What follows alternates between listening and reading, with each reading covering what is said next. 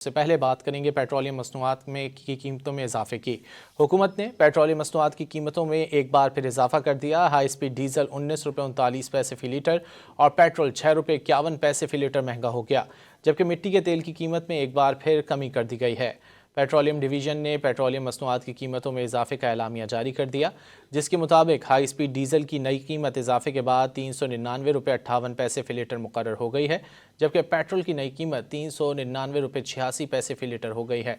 जबकि मिट्टी का तेल 4 रुपये 45 पैसे फी लीटर सस्ता कर दिया गया।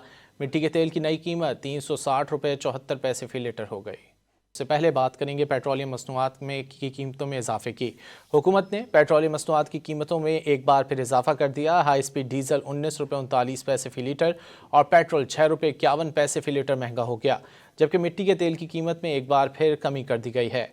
पेट्रोलियम डिवीजन ने पेट्रोलियम मसनूआत की कीमतों में इजाफे का एलामिया जारी कर दिया, जिसके मुताबिक हाई स्पीड डीजल की नई कीमत इजाफे के बाद 399 रुपये 58 पैसे फी लीटर मुकर्रर हो गई है, जबकि पेट्रोल की नई कीमत 399 रुपये 86 पैसे फी लीटर हो गई है। जबकि मिट्टी का तेल 4 रुपये 45 पैसे फी लीटर सस्ता कर दिया गया। मिट्टी के तेल की नई कीमत 360 रुपये 74 पैसे फी लीटर हो गई।